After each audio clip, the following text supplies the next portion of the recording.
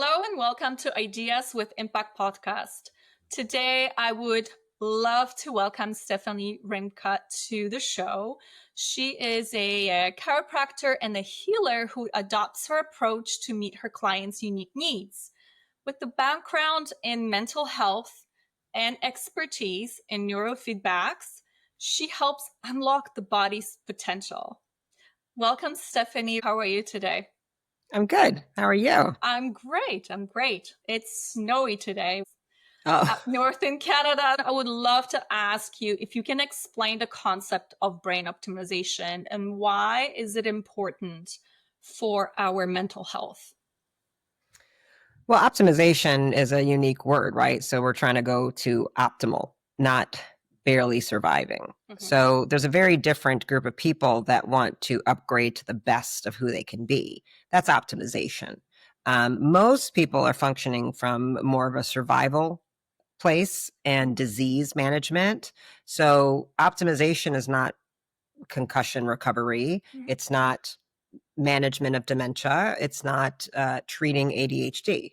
So optimization takes me to the next level. However, I typically have to deal with concussions or traumatic brain injuries, seizures, ADHD, learning disorders, insomnia, anxiety, PTSD, whatever. All of these are housed in the brain. Mental health is brain health. It just comes from no other place. That is the issue. So if you don't treat the brain, you don't look at the brain, you don't measure the brain, you are not helping someone with their mental health.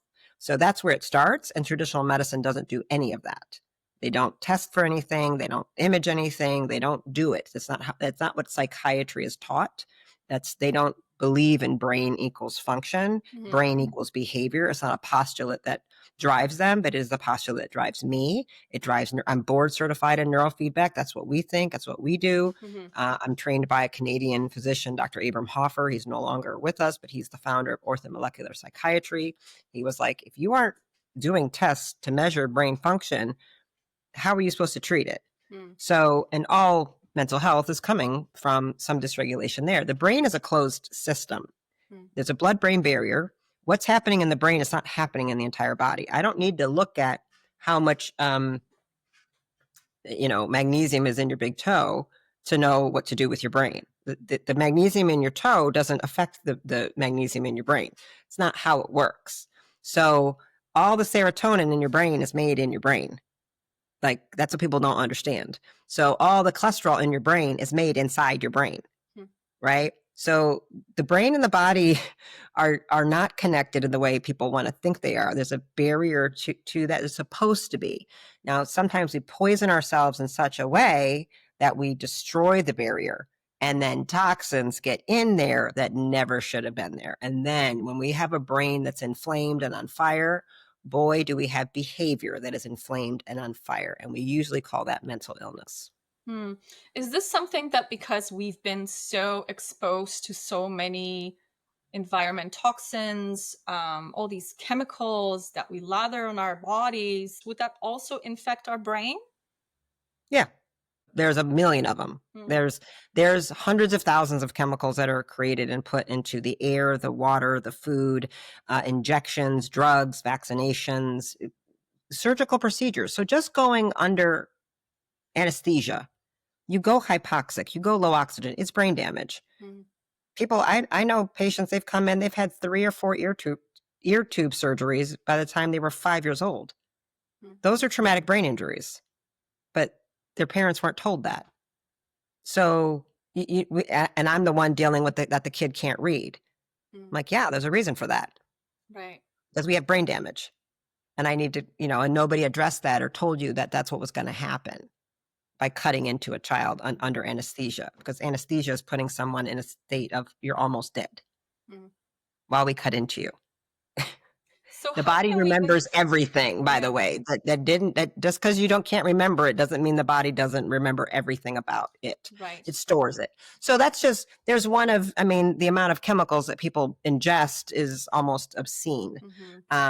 So that's one factor, right? So we're going to have toxicity that's causing erratic problems, and it also causes nutrient deficiency. It causes structural damage. It makes the barrier leak. You're not supposed to have a leaky blood-brain barrier. Mercury is not supposed to get inside. but it can. Okay. Then we have nutrient deficiencies. So nutrient deficiencies are incredibly root cause of a lot of mental health problems and brain dysfunction. The brain, again, only needs so many things. If it doesn't have it, it can't work. So that barrier is designed to let certain things in and certain things out. And it's supposed to be a very strong guard of what that is. And some of those things that are supposed to get in, magnesium, zinc, DHA, several B vitamins are very, very critical, carnosine. If these things can't get inside of the choline, if they can't get there, you're going to have problems. And it'll look like a disease to people. They'll call you crazy. And they'll drug you for it. When you might have only needed zinc and copper, but they're not testing you for that. Yeah, it's such a simple yet so complicated things. I think that people find it difficult to, again, I mean, maybe because a lot of us have been brainwashed in so many ways. Yeah, because you don't know that zinc is important. Right. You don't know that, right? I just could see it on your face. You're just like, I don't know that. Yeah. So people think when their child has ADHD, they have an Adderall or Ritalin deficiency. Yeah. No, they don't. Why don't you? And when I say that, when they come in, I go, well, what tests did they do to prove this to you? Yeah. Nothing. Oh, okay. So they didn't take an image, they didn't do a CT scan, an EEG, an MRI of the brain, and they drew no blood and no urine whatsoever. Nope. And they gave you a prescription for cocaine or methamphetamines? Highly addictive, and we all know it? Oh, okay. Yeah. That sounds like great healthcare. Yeah. So how can we educate people? What do you do? How do you interact with clients to let them know that these changes that they can make themselves or with help are so, I don't want to say simple because sometimes it can be simple, but they're available there for them. They're simple. Simple doesn't mean easy. They're very simple. It's very simple. This is 100% simple. Let me make it clear. Being healthy is simple. But people don't always do simple. They like complicated. Eating well is not complicated. Moving well is not complicated. Sleeping well is not complicated. Stress management, it's actually not complicated at all. These are simple things. Doing simple things consistently and with discipline, there's your challenge. All right? So you may have to choose, people choose comfort and convenience over simple all the time.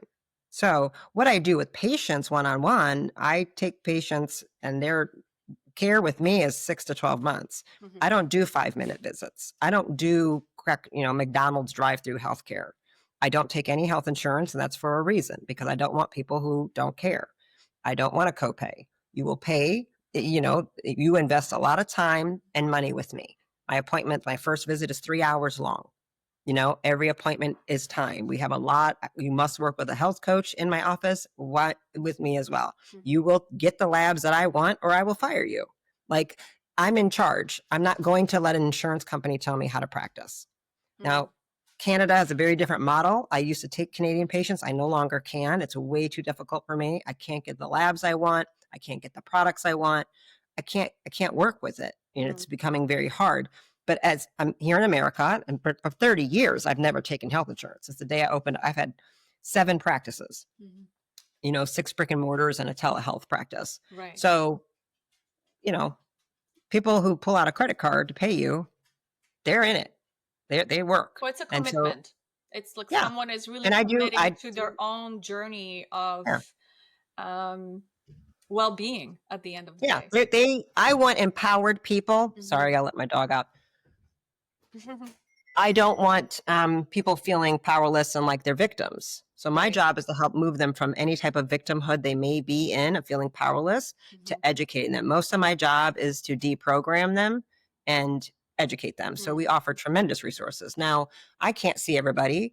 And, it's just, I have a 6-month wait list. I have no desire. Please, nobody call me for care. I don't need more of you. I can't keep up with the demand. Nobody can. I have 3 other therapists that work for me. They do see, so yes, you can see some of them, but getting into me is almost impossible now. There's too many people to help. So the way I am doing most of that is that I offer a lot of online courses. So I record.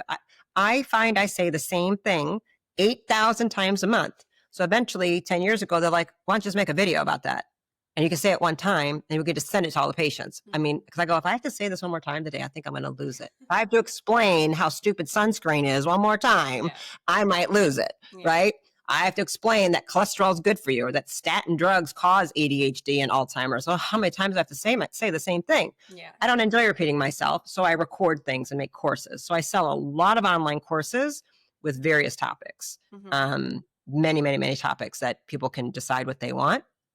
I also have a subscription membership, 3 different tiers that people can join so they can be live with me on Zoom or StreamYard, whatever platform we're doing, and be in community with me every single week.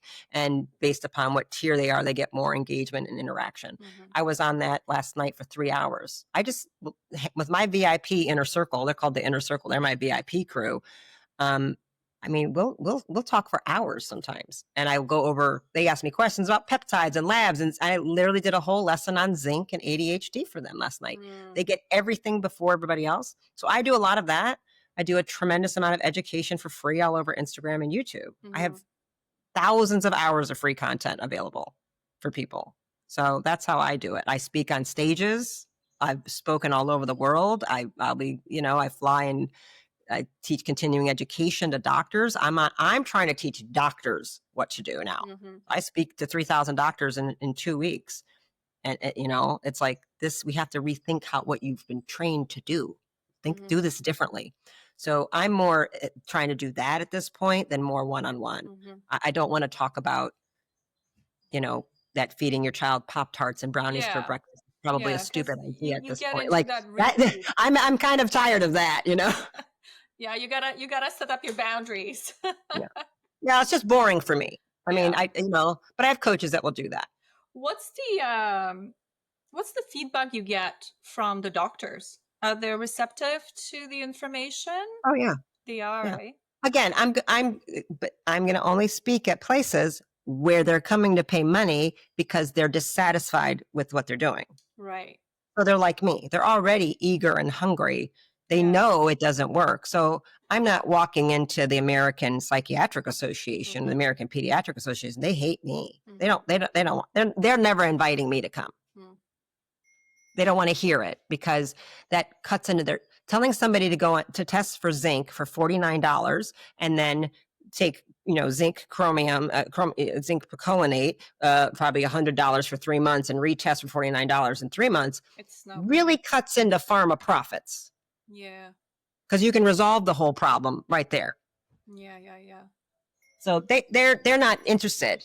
The big organizations, the traditional, they're bought and captured by pharma. Their whole job is to sell more drugs, not to sell zinc. Yeah, Canada is the same.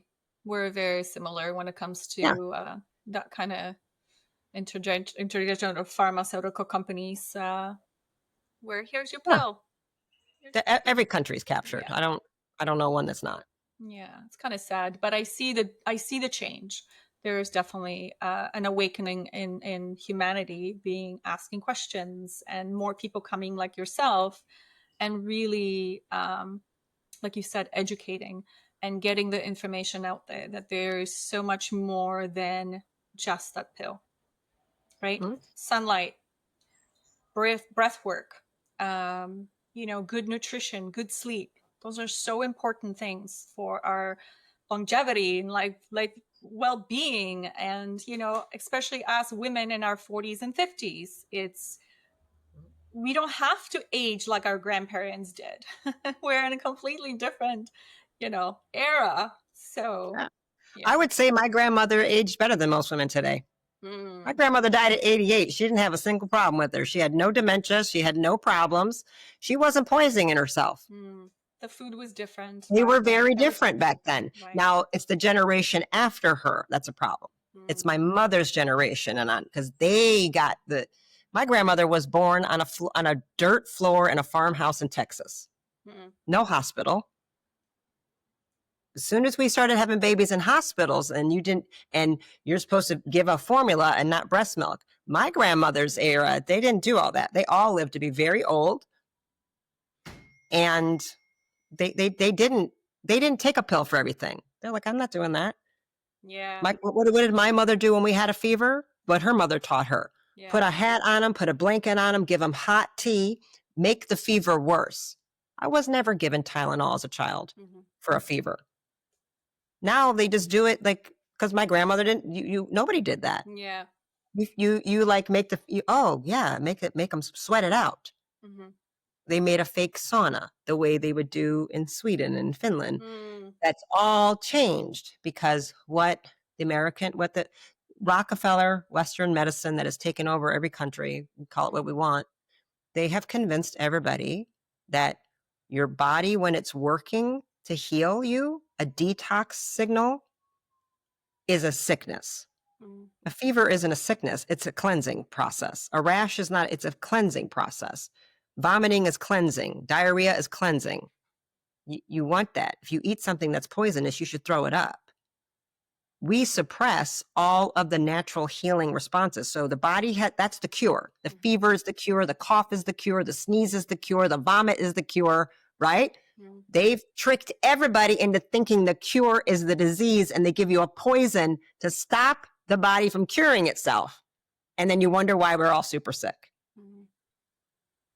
I mean, so my family, my great-grandmother above her lived to be 102.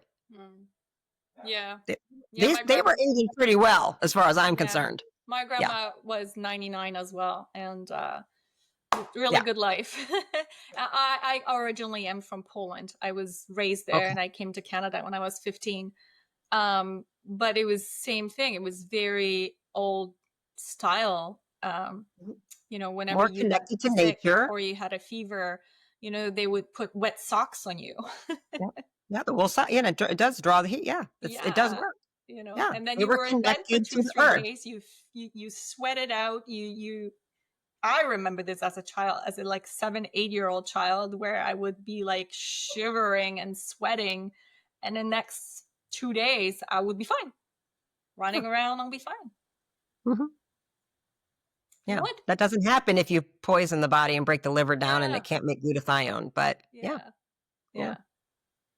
What is integrated listening system, and how does it work, for example, to support individuals with ADHD? So Integrated Listening Systems is a company, and that's their brand. They've partnered now with another person and Unite. So it's like both terms because I've been with them for so long. I'm like, I got to get used to this new name, Unite. So they've expanded. So Integrated Listening Systems is based on the work of Tomatis. He was an ENT.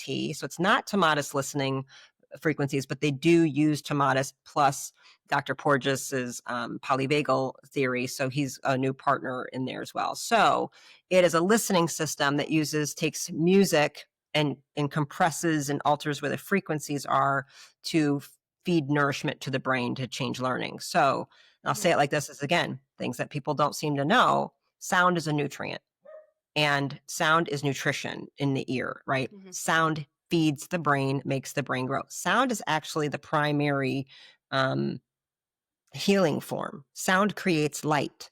Sound is before light.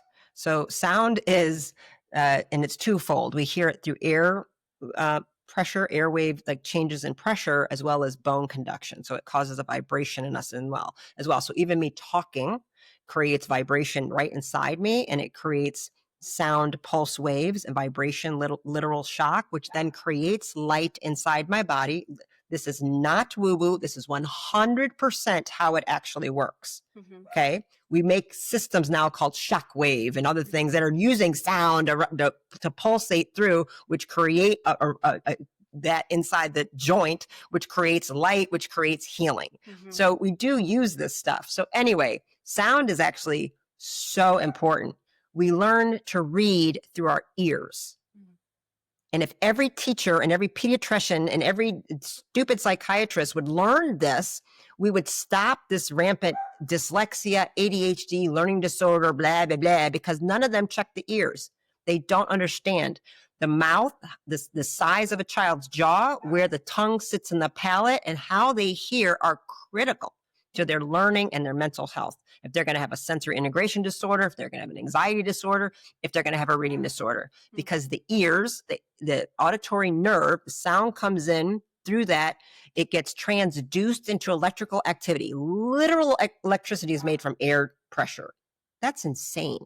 That should be not possible. It's like magic. That charges up the brain. Your life force, your intelligence, everything is measured on how much voltage you have. When people are young, they have a lot of voltage. You can see it like, oh, they're so bright. Why do they seem like that? Because they're like a 12-volt battery. When you're on death's door, you can literally watch the electricity. That's how we measure if someone dies, by the way, is electrical activity in the brain. There's nothing there. They can't charge themselves. Once the battery can't hold a charge, what do? We got to get a new battery. And a human, you're dead. The avatar is done. It cannot be recharged anymore. Okay? So sound is charging, and the ear controls the eye muscles. If the ear is not hearing properly, it can't help the eyes do the coordination to read, to look at a board, to make the letters make sense. It happens in the ears. So the ears and ILS is starting from a bottoms-up approach to the brain. So we start from the ears, and we start from the auditory nerve, and we're moving from here up to the cortex, as where neurofeedback is coming from the cortex, down. So we do both. I usually am using ILS first, and we usually use a program called Safe and Sound Protocol, because I have to make a person feel safe before I can do anything. So we work on their vagus nerve with Safe and Sound. Safe first. Get them safe, get them in their body, get them ready to then do the sound therapy. I can use it for attention and concentration. I can help with memory. The different frequencies go to different parts of the brain. So do I need to start here? And your ears open to different frequencies with age. A 3-year-old should never be hearing what a 13-year-old can hear. That's why a 3-year-old can't understand sarcasm. They cannot hear all the tonal inflection. Sound has information. So if I say, pick your bag up off the floor, pick your bag up off that floor. Volume was exactly the same, but the meaning was totally different. It's the People tone. whose ears are shut down, as in autism, they could not hear it all. It all sounds like pick your bag up off the floor. So they can't tell by hearing if someone's happy, sad, or mad. So then they have inappropriate social responses because they can't hear the social cue. You understand? So we open the ear up, we make the right frequencies come in, and I can measure the frequency coming into someone's ear. I've done it thousands of times through ILS software to tell you exactly when the physical and emotional traumas happen. I say, oh, something happened at 3 years old. Was there a trauma or an emotional? They're like, that's when my parents got divorced. I'm like, yeah. And that's when your ears physically shut down because the child went, I can't handle it anymore. Because mom and dad were screaming or something. And the kid went, and it physically shut them down. And then now they're missing pitches that they should be getting, which is nutrition for the brain and energy, so they're not learning as well. We can open that up with ILS. That's a very interesting. I've nenever heard of it until I start reading on your website. Most people have not. So they're my favorite lectures to give because I literally blow everybody's minds. I've done that for so many schools and principals. They would bring me in all the time. I'm like, you ready for it? That should be in every school system, and it should be in every nursing home. It's a travesty that this isn't common knowledge because the headset, they're so affordable and it's so easy. You know how easy it is to put a headset on and listen to music? I also believe strongly in connecting with music through singing bowls, the different notes that you can hit that really, it's like penetrating your body. Like you said, it goes through your bones, right? You feel it. You feel that vibration. So I also enjoy that, putting it on my ears before going to bed to calm my nervous system for whatever reason happens throughout the day. Because we can get pretty riled up, and love it, enjoy it. Yeah. What are peptides? There are, so short chains of amino acids. What does that mean? Little Lego pieces that make up proteins. So amino acids are the smallest little like pieces, right? So like this amino acid, this amino acid, if I put them together, now I have a dipeptide. Di meaning two. So this is a peptide with two amino acids. It's an arbitrary naming system. So we can say it's a peptide. When you put two amino acids together, we put a lot. We say it's a polypeptide because there's a bunch. And eventually you hit to a certain level, about 150, we call it a protein.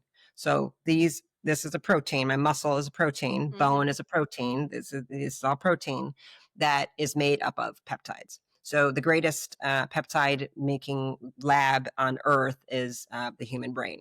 So I'm making peptides right now. I'm sending them all over my body to tell the system to do different things. There are thousands of them doing thousands of different functions. And so how do peptides work, let's say in the brain? So when they send these signals to move your arm, for example, do they also work in conjunctive process of mental well-being? Like, what's the relationship? So if you're making something in your brain, it's always going to be mental health because the brain is the master controller, right? If it's right there, of course, it's critical. So, so peptides we make them, right? They're in plants, and my dog makes them. I'm making them. Now there's a class of peptides that we use clinically, and they're called therapeutic peptides. So peptide therapy, probably what you really were asking me about. Yeah. We can use them via intranasal, subcutaneous injection, IV injections, intramuscular, intrathecal, all kinds of ways, oral delivery systems, topical delivery systems, to help the body. So they're signal molecules, and they work in a variety of ways. They all work differently. Like one GHK copper, for example, that's a peptide you make. You can put copper on it, not put copper, GHK. And it's called GHK because those are just the letters that are the names for the three amino acids, right? So like some of the names they're like GHK, KPV. They're very strange. LL37, like they don't sound like names like Mary or Sally, because they're based on these configurations of the amino acids and how many and at what splice we do things. So it's really, that's kind of they're strange to remember. So let's say you've been compromised, you have been lots of toxin exposure or stress exposure, post-surgery, post-trauma, you got a leg blown off in an IED in Afghanistan.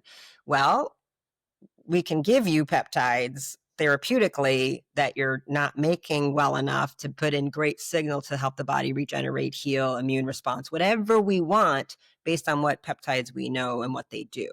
So I have a whole class of them that are made from the thymus gland. Well, that's immune system. So am I going to use thymosin beta 4, thymosin beta 500, thymosin alpha 1? You make these things. We're just putting more into the body to help it if you have Lyme or mold or MS or whatever, right? To help your body perform better, because for some reason it's not doing a great job. Maybe from all the x-rays and MRIs or stress or poison, who knows, right? So we're helping you with that. So you can use them therapeutically. Some of them reverse damage on the DNA, make telomeres better. Some of them increase libido, some increase hormones, some regenerate skin. They're a wide variety of what we're going to use them for. So you have to know why you're doing it, what you're going to use it for, and that would determine how long and what the dose would be. So is there any specific peptides that actually show promise in treating ADHD or an anxiety in the person? Yes, but I don't even like to talk about that because 90% of the time it has nothing to do with a peptide. 90% of the time it's a nutrient deficiency or an inflammation from a poison. So I'm not going to give anybody a peptide for ADHD if they're drinking red Gatorade and having Pop-Tarts for breakfast. Right. You don't have ADHD. You have a poison problem. You have a nutrient deficiency. I'm going to test their zinc. I'm going to test their methylation. I'm going to test their B6, because 96% of all ADHD children are zinc deficient. Mm. And 80% of all ADHD is actually an auditory processing disorder. Mm-hmm. So I don't go to a peptide. Absolutely not. I go to what's the problem. Mm-hmm. And if they aren't making what they need to make, it's usually because they don't have zinc. They usually don't have DHA. They usually don't have good sleep. They usually don't have enough protein. Mm-hmm. So that's where you start, not a peptide. Mm-hmm. Are there peptides that I use for cognitive health that help with attention and concentration or help with sleep? And Mm-hmm. yeah, absolutely. There's entire classes of them. So nutrition basically influence and plays a huge role to basically focus on it first before doing anything else. Yes. Nutrient deficiency and toxicity trumps everything, as well as structural trauma, structural damage. I mean, sometimes people have come in and they've been diagnosed with ADHD and it was a brain tumor. Right. I saw it because their doctors are stupid and don't test anything. We ran an EEG. I'm like, something's wrong. Right. Something's wrong. I have dead tissue or something's happening. I need an MRI. I order the MRI. And we go, oh, there's a tumor. Okay. We need to deal with that. Right. Or we're like, there were strokes. Did you know you've had strokes? No. Well, you have. You know what I mean? Like, I've had people diagnosed with ADHD, you know, they had seizure disorders. Nobody knew it. I'm like, they have seizures. Okay. I've seen ADHD diagnosed, and you know what it was? Multiple personality disorder. Like, but see, you're not going to figure that out in a 5-minute visit and a checklist.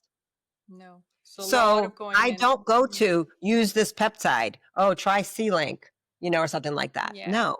Because I'm not going to cover up something with something just because it makes you feel good. No, shouldn't we know what's going on? It's not a fast fix. It's a process. It's a journey. If you want to, I mean, I don't consider 2-3 months very long to, you know, and sometimes, I mean, some of these things are not, yes, some of them, they are fast, but you have to ask the right questions. So are there things that we help people with attention and concentration? Yes. Do I use them a lot? Yes. So I use something called CMAX and Atomax a lot, but that's never going to compensate if someone's zinc is 50. I need the zinc to be 125.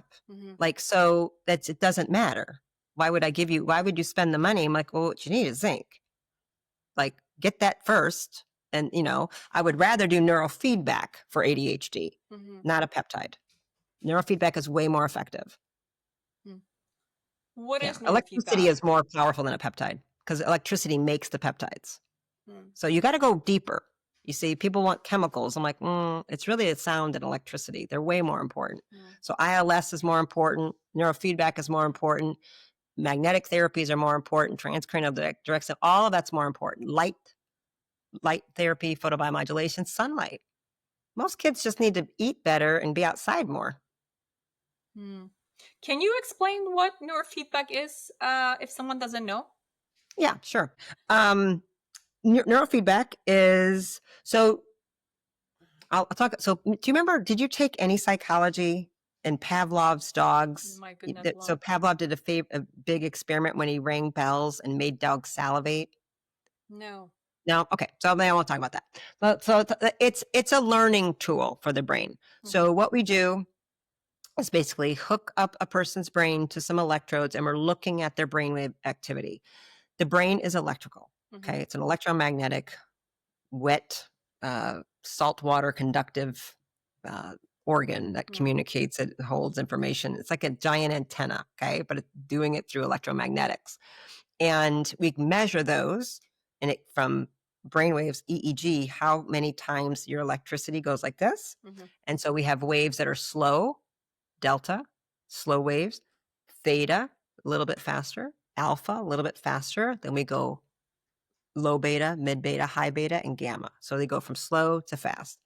So every brainwave, delta, theta, alpha, beta, gamma, they're associated with a specific hormone or neurotransmitter. You have to have delta to make growth hormone. If you don't have enough, we can measure.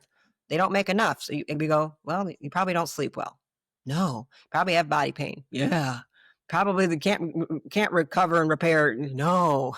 Yeah, it's not rocket science. You can't do it. I can see it.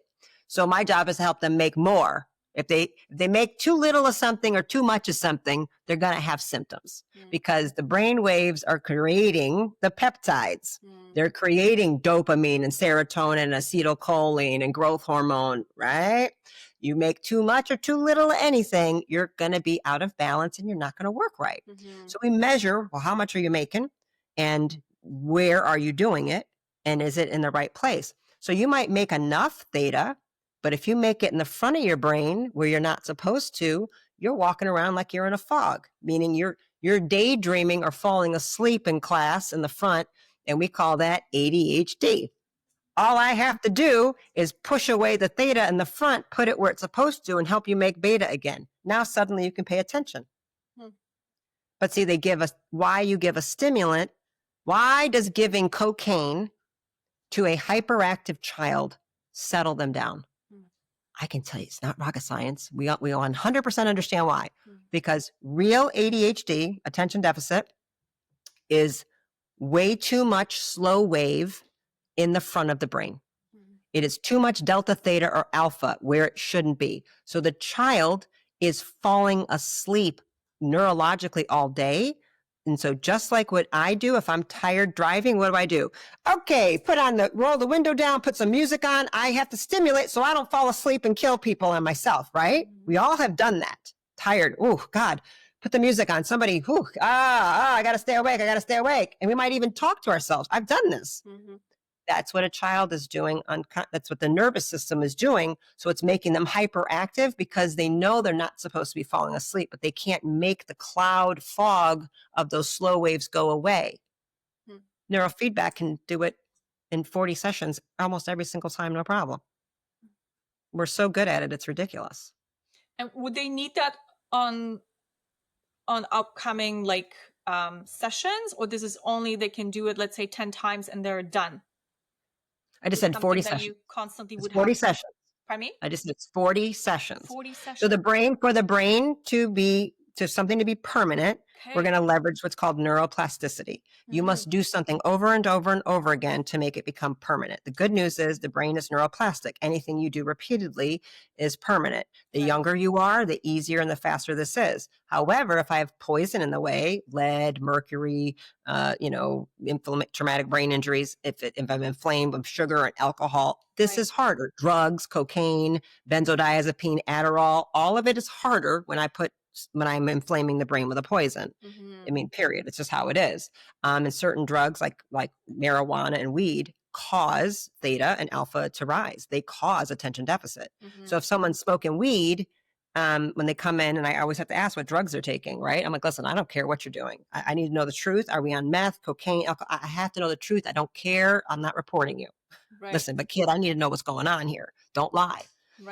If they're smoking weed 4 nights a week to go to sleep because they have insomnia. Okay, I don't really care because I'm working on insomnia. That's not a big deal to me.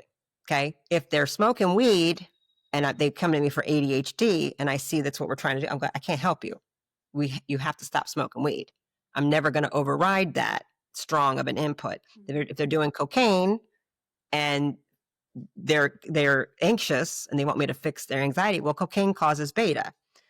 Well, their anxiety is coming from too much beta. I can't push the beta down while you're still doing cocaine. I mean, it's not going to work. It's like, how can I get you sober if you're still drinking alcohol? It's not going to work. So again, we can start training, and if they're addicted, we deal with that. I have a lot of drug addicts I work with and alcoholics. We can still start the process, but they have to know they're going to have to change that behavior. If they're not willing, I'm not going to do it. But you must do something 2 to 3 times a week consistently, and you must do it for a certain amount of sessions. 40 hours is pretty much the clinically proven sweet spot. So we usually do 30-minute sessions. So it's about 40 sessions. That is, there are thousands of published studies showing that we do this and we do it effectively. We have the highest alcoholism success rate of any therapy in the world. And yet they still recommend AA, which has a 3% success rate.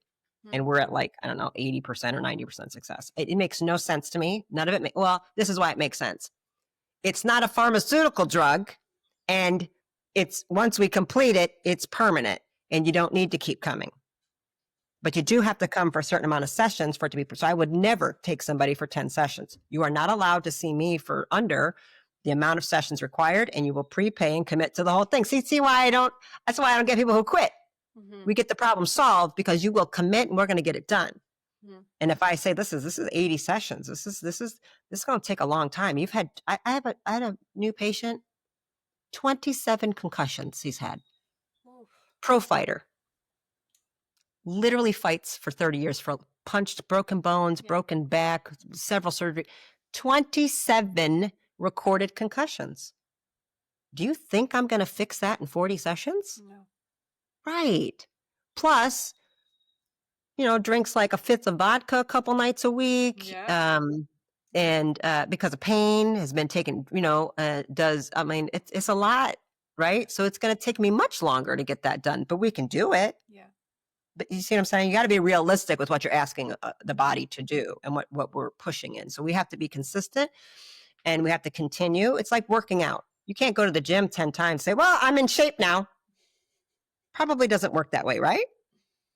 Well, maybe some people, I don't know about you, but not me. That's for sure. No, it doesn't work that way. It's 100% some people. It's 100% not, because here's the muscles will regress. Absolutely. Good news about your brain is it won't. When we end neurofeedback, if we're going in the right way, we actually pause and say, actually, you're going to keep upgrading now that we're done. That's not what happens with your thighs. You stop lifting, they're going to go back, not the brain. So, but you have to do enough. You can't quit too early. And it's the art of the clinician to know when that moment is. Boom, we're done. And we let them go. And often we like people I like them to stop, go, and then come back because they want to optimize. Then people say, no, I still want to give the brain a break. I want it to have time to integrate and then come back in 3 months or something like that. Right. So a lot of kids that say would come in and do get rid of ADHD or dyslexia or whatever. And the parents would bring them in like for boosters in the summer. Yeah, we can then I don't mind just doing 10 or 20 sessions. Like we could just do a little booster and just see where they're at and give them a little bit, like put them back on the right path. But many people will often do that. We would have families fly in in December and just hit it really hard in December. We do a lot of training and then come only in the summers, and the homeschool kids can come all year long. It's easy for them. Do you work with both kids and adults? Yes. Yeah. You can't help a child unless you help the whole family. Yeah. You have to change everybody. Yeah. It takes one person to make that change and wanting to change for sure. Yeah. Yeah. Are there any particular foods or nutrients that you recommend to your clients to basically enhance their brain function? Yes, absolutely. Yeah. Animal meat, red meat. Okay. Number 1, fatty meat. So grass-fed beef and wild-caught small fish. So DHA is a very special molecule that you can only get. It's an omega-3. We can't make it. It's essential for brain health. You must eat it. It's highest in wild-caught fish, things like sardines and salmon roe. So roe, fish eggs is the best source because there's no heavy metals, no toxicity whatsoever. So if you like roe and caviar, best thing. If you can get your kids to be popping salmon, it's kind of like they explode the oil. It's a very special form of the DHA in a phospholipid way that goes right into the brain. It's extraordinary. And all the studies are very clear. The women who ate the most fish when pregnant, they have the children with the highest IQs. So funny they tell women not to eat fish anymore because of metal. Yes. Ridiculous. So I'm not a huge fan of too much fish because there's microplastic in the fish. That's the only problem I have with it. So I'd go with the sardines. I would never use farm raised. So the omega-3 is critical. It's also very high in grass-fed red meat. So that would be grass-fed beef or bison. All bison and buffalo is naturally grass-fed. They're not allowed to farm them in a certain way. Extraordinary. So you can also throw like deer, elk, venison, that kind of stuff into that. It's all hunted wild meat and it's still a red meat. That's primary because it has every single nutrient, every essential nutrient the human body and the brain needs is inside of that. Super high in zinc, carnosine, choline, omega-3, all the B vitamins, every required amino acid and fat is inside there. Everything. It's the ultimate brain food. Oh, also oysters. Oysters I'm a big fan. It was very, very high in zinc, very low in toxicity. So you want protein and fat. So you want the food that has the fat in it already, so that's a big one. Those are Yeah, huge. it's like back in the day when Well, eggs, any eggs, Okay. any quail, chicken, duck, I don't care, fish, eggs.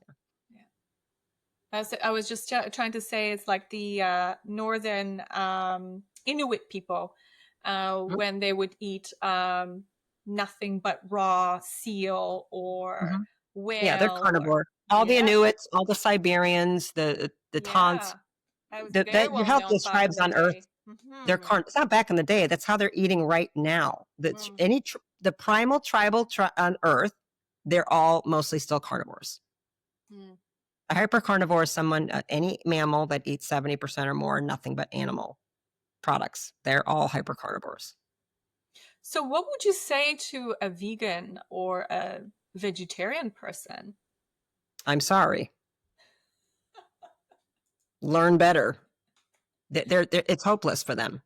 I was a vegan for 12 years, vegetarian 14. Okay. I won't take any of them as patients. I won't even deal with it anymore. They should not do neurofeedback. It's not going to work. Their brains can't hold a charge. It becomes almost a pointless, it's sad. They've been programmed. It's awful. They are starving to death. You cannot get the nutrients they need. They don't exist in any bioavailable form in plants for what the human brain is. There is not a single, you know how many carbohydrates are in my body? The human body, you want to know what the carbohydrates are made up of? It's only 2,000 calories of stored glycogen in the liver and a little bit in the muscles. There is nothing here that is a carbohydrate. Everything you're seeing is protein, fat, and minerals. That's all you need. And you know what this is? You know what this is? That's animal tissue. My brain is animal tissue. It's cholesterol. Yes. So you know how hard it is? You know how hard it is to make a brain out of kale? Yes. You can't do it. Yeah. You can't do it. And the iron and the B vitamins, they're bio-unavailable. In addition, those plants bind. If you eat spinach with the steak, the spinach binds all the iron and you can't get it. So now it's pointless. It's so interesting. Just the whole nutrition part of our existence, like there's so many I don't want to say misinformation, but it's just it is misinformation. So That's 100% misinformation. Yeah. It's just drink this. your milk. It's disconnection from nature. Yeah. It's just disconnection from. Go to any tribe who doesn't have a TV or a phone or electricity. None of them are confused. Yeah. It's not confusing or interesting to them. They're like, they don't. Why would you? They don't even understand. They look at us. It sounds ridiculous. They're also most of those tribes don't have a word for depression. It doesn't exist. They don't even know what that means. That's not the natural state. The natural state of the humans is happiness, joy, and connection. But you must be connected to the way we were designed. And humans are the only, lions look at us and like, listen, look at those fools. They have 47 books on how to eat. They're supposed to be the king of the jungle. They look real stupid. Why do you need 8 books and you guys still don't know what to do? Lions sure figured it out. Yeah. Horses know what to do. Turtles know what to do. Yeah. Everybody seems to know what to do but us. We need 18 books and 14 apps. Oh, I don't know. What does my app say? Should I eat now or not? Is it my fasting window? Are you guys serious? Yeah. You've turned eating into you need an app? Yeah. No wonder you're tired. I'd be tired too. Yeah, there's so much to it. Like you said, it's like we are bombarded with so many advertisement, so many, like you said, it's brainwashing. Absolutely. But that's a choice. It's Absolutely. A choice. I haven't owned a TV in 30 years. Y'all choose to put TVs in your house and turn them on. You don't need one. I'm fine. I haven't had one in 30 years. Why do you need one? I'm like, I think I've done okay. I seem to know what's going on well enough. Why do you need to know what's going on across the world anyway? Yeah. Do I really need to know? Do I really need to know what's happening right now in Palestine? Yeah. How is that helping me? Yeah. I would say it's causing women to have completely fried nervous systems. and spiraling them, making them feel powerless, victimized, out of control, weak, sad, depressed. We never used to know what was going on outside of the 150 people we spent time with. Mhm. We never knew that. Why do you need to know? It's See, we've gotten a little bit crazy. 24-hour news. Information overload. Uh-huh. I think that's what happens, and this is where anxiety happens. This is Uh-huh. where the turmoil within yourself. That's where things kind of rattle within yourself, and then you don't know where to go. In the way you're lost and because you're disconnected. Chaos. You're disconnected from your inner self, your inner voice, your soul being, because it's supposed to be connected to the earth, but you're connected to, podcasts and earbuds and 24-hour news cycles. I mean, I know people have TVs in their bathrooms. Oh no. It's not uncommon. In the kitchen, in the bathroom. I have a friend, I came to this house ago, you have 6 TVs and you live alone? Who needs that much? Well, yeah, and it's just constant news. And the news, there's nothing positive on it. No, it's by design. It's not, this is what they're doing. No. Their job is to keep you on a loop. Watching and you have to strike cortisol in people. So all that's doing is striking constant cortisol, constant stress. That causes inflammation, that causes destruction, that causes premature aging, that causes zinc deficiency, magnesium deficiency, right? Absolutely, because you're in constant fight or flight mode. Correct. Yeah. And people do it in the house, and their little children are walking around. And they wonder why those kids are having problems.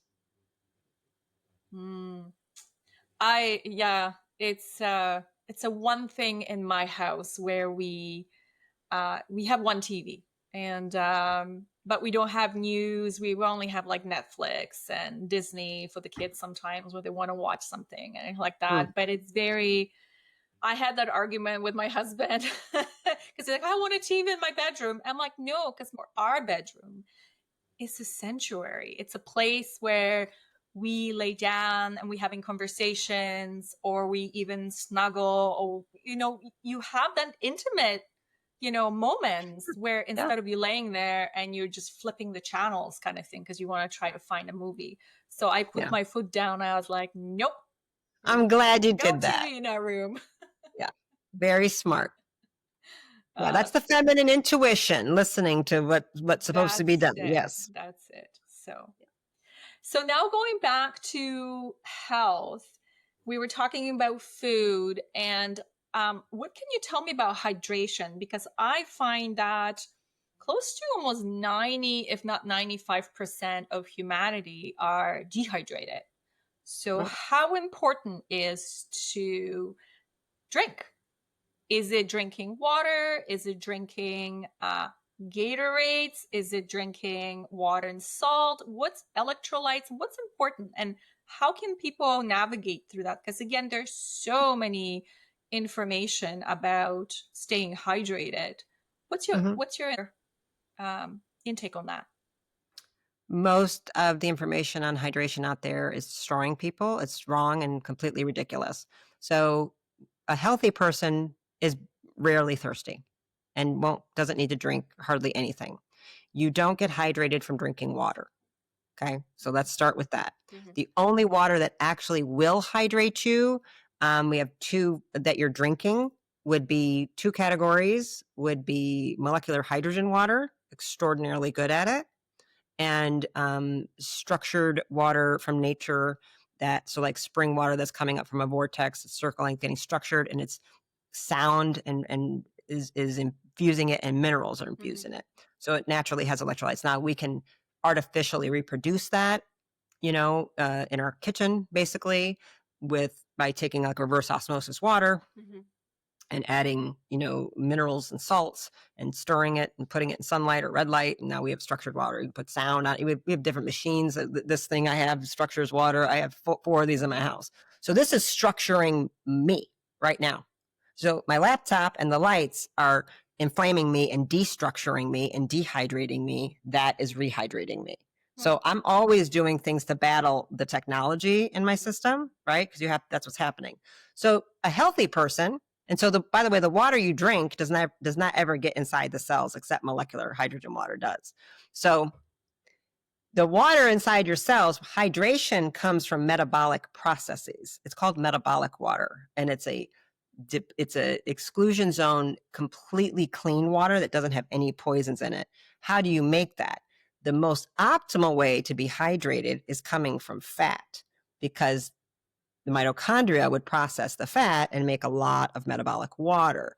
So you make much more water when you're able to process fats. You must be metabolically flexible and healthy to do that. That's a person that can go into ketosis and a ketogenic state very, very easily. They don't need sugar. They can use fatty acids like crazy to run and make energy, okay? And which then therefore makes water and keeps them hydrated. So people who are carb addicts and sugar addicts and alcohol addicts, they can't do that very well. So they must, so they're not making that much water. They're extremely dehydrated. Hence, they will be thirsty more because their body's trying to find. And so that water then is what's moving, getting into the blood, the plasma, and the lymphatic system to help, and the colon, and stuff to push stuff out. But the more water people have forced upon themselves through this ridiculous drink 8 glasses a day, or even worse, the gallon of water a day nonsense, they're pushing stress onto the kidneys, which pushes stress onto the adrenal glands, which is your main organ that women, the cortisol, right, and adrenaline, that's its job is to make. Totally is causing adrenal stress, adrenal fatigue in women by forcing all this water. Now they're thirsty all the time because the kidneys have made a hormone in response to this, and so it becomes a vicious cycle. So like, I drink all this water and I'm thirsty, but you want me to stop drinking water, but I'm so thirsty.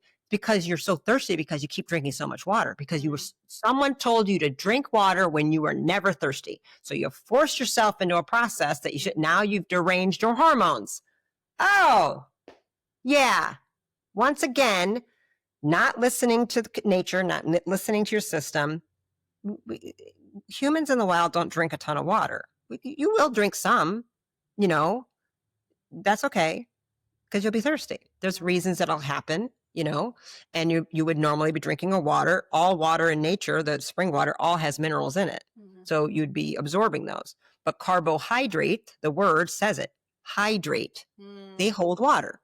So people who do that, they do water. That's why one of the 3 signs of diabetes, it's so we have these 3 polys. You eat too much, you're hungry all the time, you're thirsty all the time, and you pee all the time. Mm-hmm. Those are the classic signs of diabetes. It's why so many diabetic patients have to get dialysis, because their kidneys fail. Why? Because you're too much water because of all the carbohydrates. Not smart. So no, it's very bad advice, and it's causing kidney damage. I think the number is something like 1.6 million people die every year from drinking too much water. Yeah. That's the number 1 cause of death from ecstasy. So when people take ecstasy, they will get really thirsty, and they drink so much water, they go into kidney failure and die. Yeah. Yeah, I read that somewhere. Not a good idea. Yeah. Very dumb. Yeah. Terrible. So how do you hydrate? By becoming metabolically flexible and not becoming a carb addict, and being able to go into ketosis throughout the day, especially at night when you sleep. So again, to break that cycle of being carboholic, I guess you can call it, is to switch your diet to animal protein or animal fat. That should be the basis. It should be definitely, that should be at least 70% of what you're eating. Yeah. And then for carbs, would that be some raw vegetables or some steamed vegetables? So what's the recommendation? I don't think you need a single vegetable at all. There's no benefit to me whatsoever in eating a single plant. If you are like magically in love with them, fine. I think no grains whatsoever. Mm-hmm. Do you want some fruit or vegetables because you really like them? Okay. But you don't need them. There's nothing in there you need. There's not a single nutrient that is essential in any plant. None. You could live on steak. It's all in there. Every actual essential nutrient is present in red meat in the perfect proportions. Isn't that interesting? It is. It is very interesting. Not in chicken. I didn't say chicken. Everybody eats dumb chicken. I didn't say that. Humans don't hunt birds. Look at any primal culture. They are not eating a lot of birds. Birds are a lot of work for a very small return on investment. How many quail do you think they have to catch to feed 150 people? Yeah, a lot. A lot. How many buffalo? One. Correct. Yeah. You see, much bigger return on investment. And killing a buffalo is easier than killing a lot of birds. Birds are hard to kill. I love my red meat. I couldn't live without it. I'm just saying that's how you do it. I mean, and you have to be the stats in America is that 88% of Americans are metabolically unwell. I'm one of the 12% of this entire population that can flip between sugar and fatty acid I'm metabolically healthy because my numbers are in that line.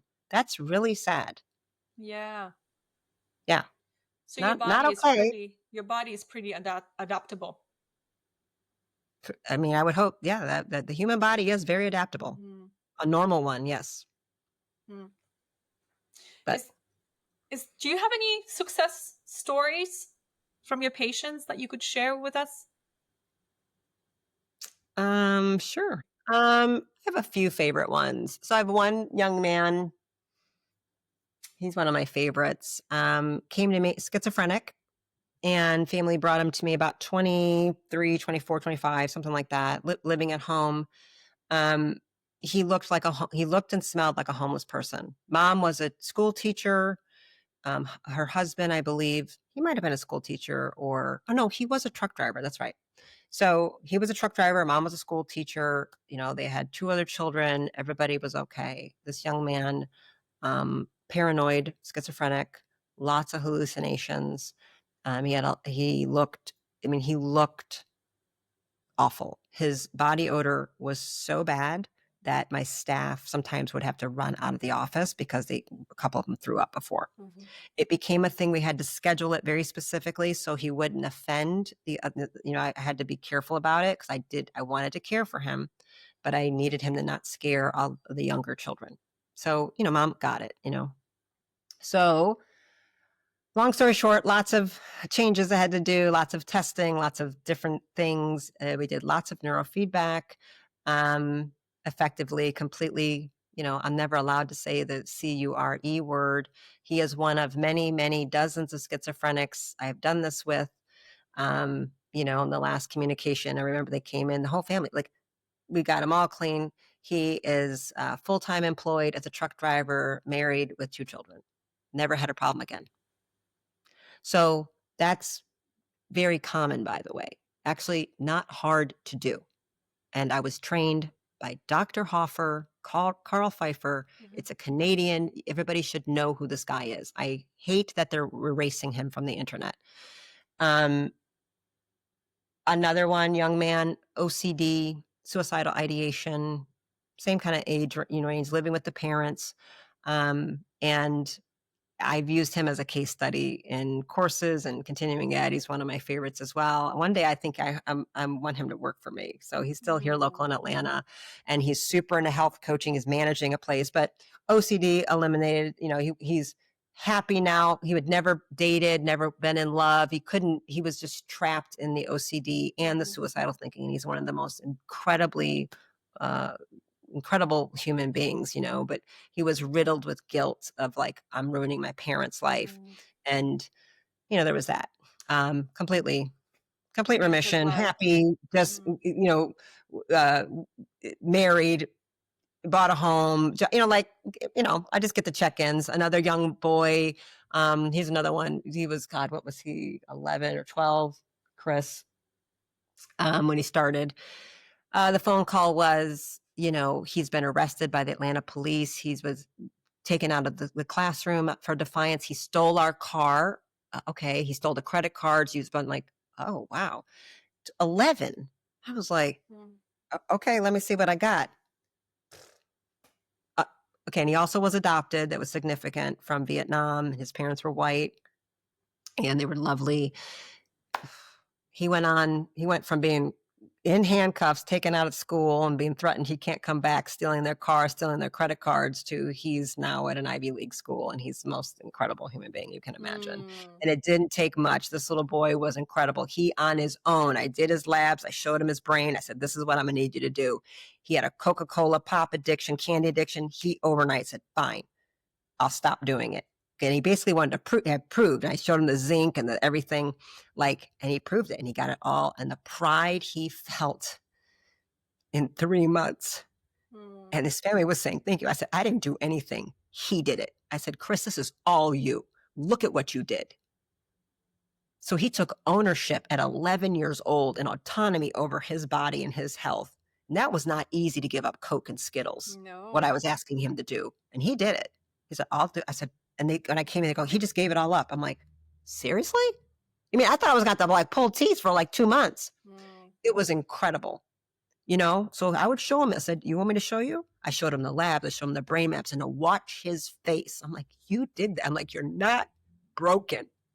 Wow. That's my job, to tell him nothing's wrong with you. Yeah. No ADHD. You're not oppositional defiant disorder. Yeah. No.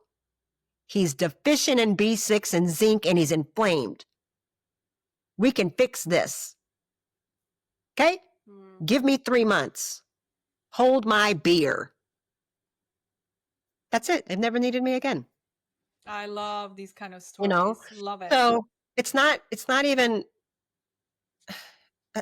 that hard. No, It's really not. It's not. I'm not magic. I'm good at what I do, but this is not that hard. If people just would invest in learning. Yeah, it's the investment, like the willingness. Yeah. It's this, I want that change. I want the change for myself, and I want the change for my family, if you do have a family. So what would be the one key piece of advice you would give to someone who is looking to enhance their life or their health? Well, gosh. I would start, it's all over the place with this one. I mean, it depends on the age, what we're doing, their life, their health. I mean, a health issue is a disconnection from your soul self. So that's a whole nother conversation to understand that you're a soul just embodying, you're borrowing this physical avatar. And I treat this is a temple. This is a sacred altar. And until we get people to understand and to learn that, and if they're not knowing how to love themselves and take care of themselves, that's what I need to work on. Then what in their unconscious script makes them feel they deserve to be devalued and mistreated? And why are they doing it? So learning to love and nurture and take care of yourself, to parent yourself as an adult, is the most important thing. If they don't have pictures of themselves, like I got pictures of myself as a child all over my house because I'm her mother now. I'm responsible for her now. My mother did her job, and it's up to me now. If I have any wounds inside there, I got to handle it. Okay. So it's learning to love and nurture yourself. So as soon as I get that part in the unconscious handled, then the behaviors naturally become kind. You must be kind to the self. So I'm not sure why people think eating brownies and a Frappuccino in the morning is a kind thing to do to themselves. They know it's not. Okay. A lot of this confusion is because people, a lot of times there's a lot of shame and a lot of guilt, and they don't treat themselves well. They've been very accustomed to not having feeling good. And so they've become addicted to the neurotransmitters of anger and resentment or rage. So there's a lot that goes into that. So I would start with at least basic self-loving, some self-love behaviors. And one of the most important things, we start off with mother's milk. Like, food is love. And to say it's just fuel you sound like you clearly never had a baby. Like, I breastfed somebody for 3 years. That shit is not fuel. It is connection and love and creation, So I would start, people have to eat. They're going to eat, right? Start with the most nutrient dense, satisfying, foods that are going to feed the system and decrease cravings. And that is meat and eggs and fish and the fats that go with it. Butter, tallow, cooking that, natural stuff that's not fake, that wasn't made in a factory, right? Canola oil is made in a factory. Don't use it. Olive oil made in a factory. Don't use it. Okay. So go with as simple as you possibly can get. And just start nourishing yourself, and just doing that resets the system, and it's easier to make better choices when you have enough nutrients. So you can make dopamine and GABA and serotonin and acetylcholine. When you have enough things, it becomes easier. Like, oh, when you're less inflamed, you're less inflamed. Like inflammation really is a physical thing and a behavioral thing. You can tell when someone's inflamed, like, damn, why are they so irritated? Well, maybe they have Crohn's disease. That's why they act like that, because they are literally on fire. You know, we all know people's behavior change dramatically after traumatic brain injury. So post-concussive syndrome and traumatic brain injury personality changes, very well known and well documented. Nobody argues with it. We all know, oh yeah, that's because well, why don't you see that a brain on fire with Pop-Tarts and brownies and 4 Tylenol is the same thing? It's the same thing. You know, you can't give your kid Oreos for breakfast and be shocked. They can't pay attention, or they're angry. What else did you expect? They've been poisoned. Yeah. They're irritated. Yeah. Why don't you stop poisoning them? So I would start with that. I mean, that's a complex. I mean, it's, you know, take one of my courses. How about that? You know? Yeah, no, that's a great advice. And I think, again, people really need to look at, you know, what it makes you feel good, what makes you, I mean, yes, having that Frappuccino sometimes maybe makes you feel great. I feel good isn't really necessarily, that's not right now, because cocaine feels good. Right. Heroin feels good. Switch to porn black feels coffee. good. Have that black coffee with maybe butter or MCT oil inside, and see the difference, what it's going to do to you, to your brain. Everything's going to shift. You're not going to have these cravings. So I like And I would just say also hire a professional if you need help. I mean, nobody expects you to know how to do your taxes, fix your car, fix your roof. I mean, I don't understand why people are like, well, just hire somebody who knows what they're doing. I mean, like, there comes a point, it just sounds stupid. You walk into someone's house, you go, are you trying to do the plumbing yourself? You have no idea. What are you doing? Oh, I have no idea. You know, like, but people do that with that. They're like, they think they're just going to figure it out on Google. Like, you're right. And especially with good luck with that. Yeah. And now you wonder why it's work. I 100% agree with you on this one, because again, when it comes to your own health, there is so many information out there. Like we were talking about earlier, being vegan, being carnivore, you know, being paleo, being keto, being this, and there's so many things are throwing. We can get seriously overwhelmed. But I like your theory of stick with one thing. Focus on that. Eat your meat, eat the fats, and see the difference. See how your body changes. Right? Yeah. So at least just eat that first. And then if you still want some of that, then like you're going to eat less of it, which is good. You know what I mean? Like, get what you need first, and then everything else is an extra. Then you feel like, I don't even want it anymore. Good. Great. Like, eat that, you know, like, let's get I don't ever take away, especially with children. I don't take anything away. I always add to. Like if they're doing, like, I still don't even take the Coca-Cola. Okay, great. You have to eat all of this first before you can have any of that. You can still have it. Everyone's like, oh, I'm like, no, I'm not taking it away yet. They'll naturally get rid of it themselves. Because so if I have a kid that's drinking 6 Coca-Colas a day and they go down to 1 a week, I'm winning. You're right. And I didn't have to take it away. I'm not the bad guy. Yeah. You know what I'm saying? Like, now if I have a yeast infection, if I have something, I'll get in there stronger. But you always add to before you take away. Nobody likes anything. Nobody wants their toys taken. Right. Right. That doesn't work. Take that away from you. You're right. So at least get the nutrition in, at least get the hug in, at least get, you know, the warm embrace with the nutrition, you know. Okay, well, Stephanie, is there any other final thought you'd like to share with us? No, just thank you so much for, you know, your mission to, you know, help one person at a time. We need as many voices out there trying to bring the message. So I appreciate being a guest. And, you know, if any of your people want information, my website, drrimka.com, has courses and how to get to my social media or any of that stuff. And I did say, let me be clear, we do take patients. I take neurofeedback patients, ILS patients. We do a remote all over the place. I actually can do things. What I meant was probably like some of the hard people want to come to me with very complex cases. I can't take everybody. Right. So, but we take neurofeedback and ILS and trauma, TRE, and other things like that. Because I have lots of people under me. It's just sometimes everybody only wants me. And I'm like, that's not how it's going to work. I cannot be the only one you talk to. That's just never like, you will get me. But I kind of come in just for little pieces, and you have to work with the people on my team. And obviously they're hand chosen and trained by me. So I trust them deeply, and they get my coaching and my training. I'm the one that am teaching and developing them. So they know what I'm going to say. You know, if they don't know, they can ask me. So I'm still the one reading the labs. I'm still the one reading the brain maps. I'm still picking the protocols. I'm just not spending as much face time with every patient. So I just want people to understand that. Okay. No, perfect. Yeah. Well, I definitely have all the information on the bottom, and if people want to reach you, then we'll have all your social media and your websites and everything. So Stephanie, thank you so much. I really appreciate your time as well. And hopefully we can connect next time.